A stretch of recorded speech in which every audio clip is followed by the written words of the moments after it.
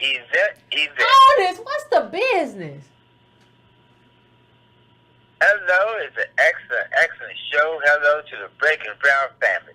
Look, I'm gonna try to make this quick because I'm on janitor duty.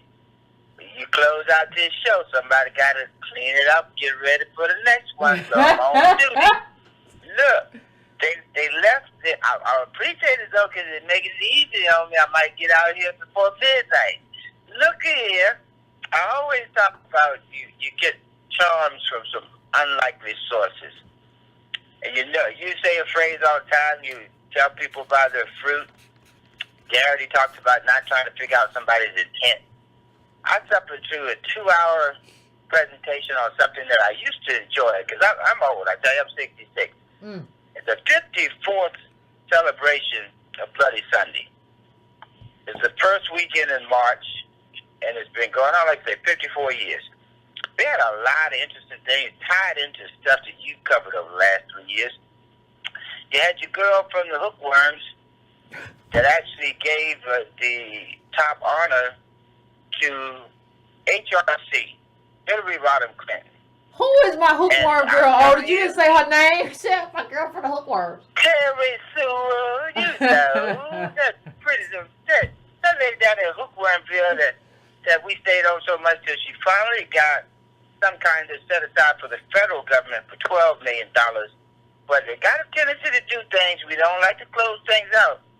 You dig a little deeper and you read across some of the local newspapers and you find out the federal government has said yes on the $12 million, I believe, set aside for these people. But there's a caveat. The local government and the state has to come up with their share for this thing to go through. So the job ain't been done. Okay. Put it plainly. So that's down here close. You know, Latin County's close to Selma. But I would tell you the interesting thing about that, she talked about, she really quit. She laid on, you talk about laid on some bacon fat.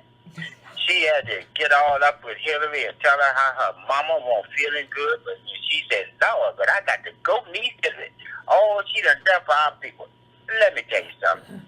Academics, historians, politicians is a narrative.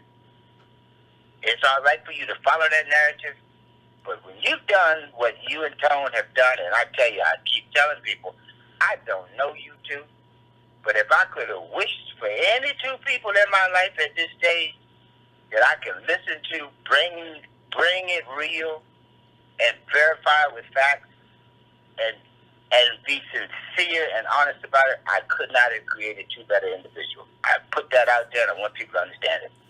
But it's still our ability to deconstruct some things. There was two panels, about 20 people, all distinguished black people. And they brought people from throughout the diaspora. There were people from Cobra and every kind of alphabet soup, from the black journalists to the black lawyers to the local politicians to the prison reform guy who helped get Florida's thing going. All of these people were there.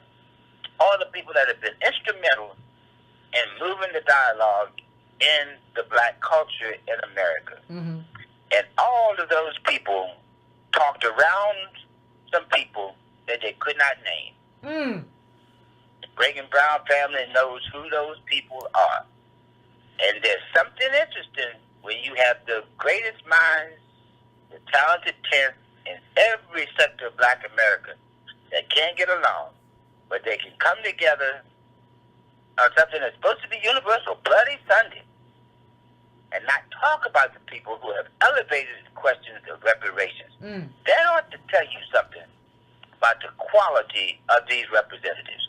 And I'm going to tell you, I have no problem following the opposition. I'm going to say something. If people can, I know it's a Rolling Martin production, about 2 hours long. I tell you, if you do like you did in high school, and you listen to that in 15-minute segments, one of the best things you can do to make this family go from 58,000 to over 100,000 is each 15 minutes just take you a legal pad and jot down ideas that you hear from each of those speakers. You will hear them say the facsimile of everything that you and Tone have talked here. But you got to start keeping an eye on the picture too. Each of them ends with some kind of thing talking about, but we need money. And these are the elite. These are the people that have been reaping the benefits of our supposed success in this country. From Jesse Jackson, right on down to the current leader of Cobra. And all in between, 20 people. Even Tamika Mallory was there. If you listen to Tamika Mallory, you're really going to get some jewels that will be interesting to you going forth in the future.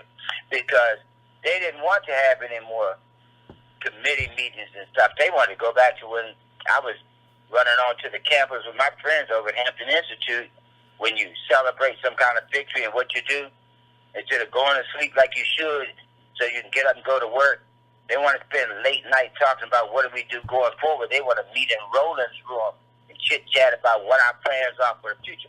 Let me tell you this. Everybody, including Reverend Barber, back in 2013 started the moral majority. Uh-huh. He was going around this country telling us that we have to do what Martin Luther King and Fred Hampton wanted to do, get poor whites, black, and Hispanics together. He's been doing this since 2013. That's 5 years, and this would be the 6th year that Bloody Sunday he's been at. And I'm going to tell you who he had at the table. There was no Yvette. There was no Tone. There were 2 Hispanic representatives, one from DACA and another one for immigrants, which is 2 separate entities of the Hispanic thing. They spoke eloquently about the need for us to come together. So now I'm telling you that's 2 legs of the 3 that he says he needs and how productive he's been for 6 years. I ain't seen nobody poor white there, so that means there's 2 camps that got excluded. I don't know if it's because he doesn't have the poor whites that he could have brought there other than the pastors who have been going around with him for the last 6 years and telling us that it's about kumbaya. Everybody there, when the 2 Hispanic people talk, they don't talk about their knowledge of black history and what it is we have in common to come together and fight this country. They talk about the need for us to just be together fighting this beast. This beast has been attacking us long before Hispanics were a problem and long before the talented 10th got lost into telling us that because they can walk around in suits and pretend to be rich and have credit card debt that they don't tell us about, that this country is doing us good. I'm going to put something else out to you, too. People are selective about history.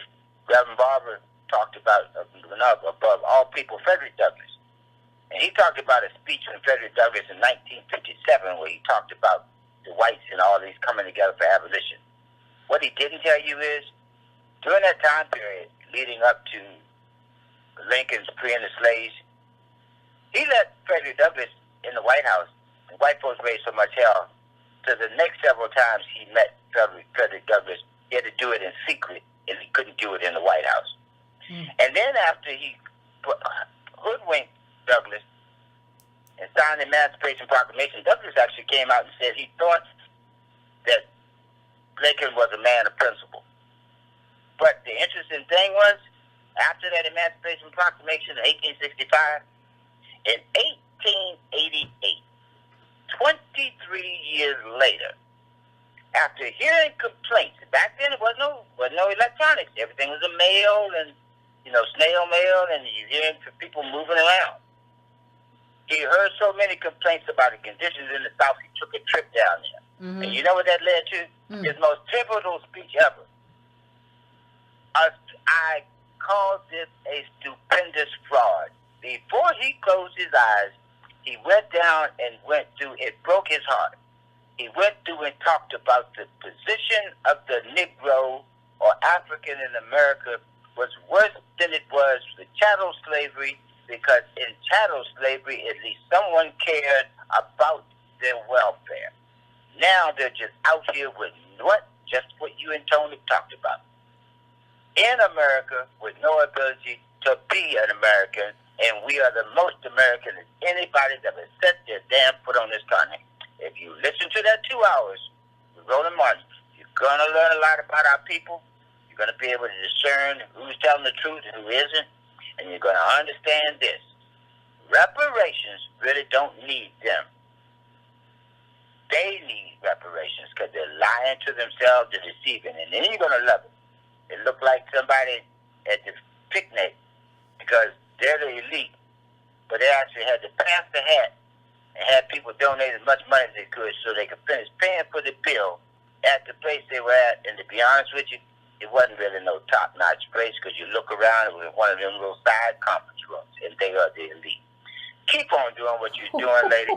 This family, I've watched them learn to go after people with 1 or 2 sentences, cleaning up on Facebook, cleaning up on Twitter, and some of them are doing so good, I'm going to have to get my presence a little bit better on Instagram, but that's more of a...